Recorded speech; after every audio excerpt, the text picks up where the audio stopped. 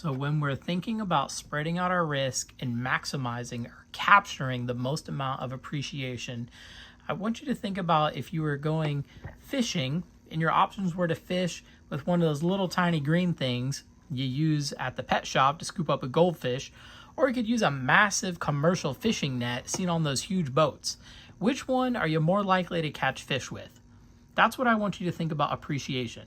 Think about capturing appreciation. The more properties you have, the more appreciation you can capture, whether you own it cash or whether it's leveraged. To illustrate this example, let's look at two investors. Investor number one has $200,000. They buy a $200,000 house. That's one rent payment per month going to this $200,000 house. So technically that would be 12 payments per year. Let's assume they have a 10% ROI, which we showed on our previous sheet, and 4% of it is appreciation. So after 1 year, they're going to gain $8,000 for appreciation. Their assets now worth $208,000 because they had a 10% cash on cash ROI. It took them $20,000 in profit. Good day at the office. Investor number two also has $200K.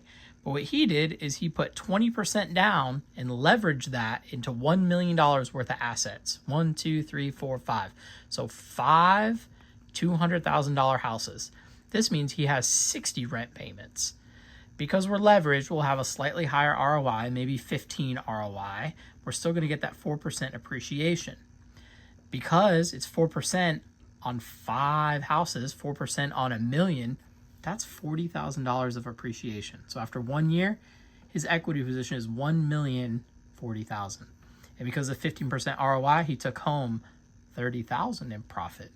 When we get on the spreadsheets, this will be a little bit easier to see, but this is just a general principle.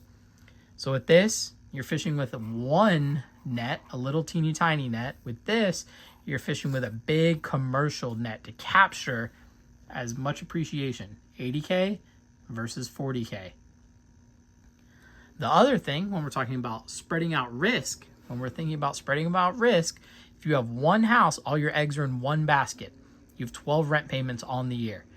If this house goes vacant for 1 month and they destroyed the place, put holes in the walls, the plumbing's all broken, and it has to be empty for 30 days while you fix it, 30 days while you find another tenant, you just lost 2 rent payments. So you only have 10 rent payments on the year. Obviously, that percentage is going to be higher, so this hit to your ROI is going to happen a lot faster if you just have one house and all your cash is in this one house. Because you're still going to have to pay for insurance, you still have to pay for taxes, whether that house is empty or rented. If you have 5 houses, you're spreading out your risk because now you have 12 payments times 5 houses, you have 60 rent payments. So if one of these houses goes empty for 2 months, that's only 2 of your 60 rent payments. That hit is not going to hit your ROI quite as fast.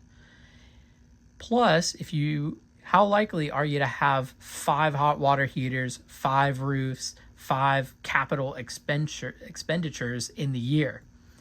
By having more assets, you're spreading out your risk. So this will give you 60 rent payments.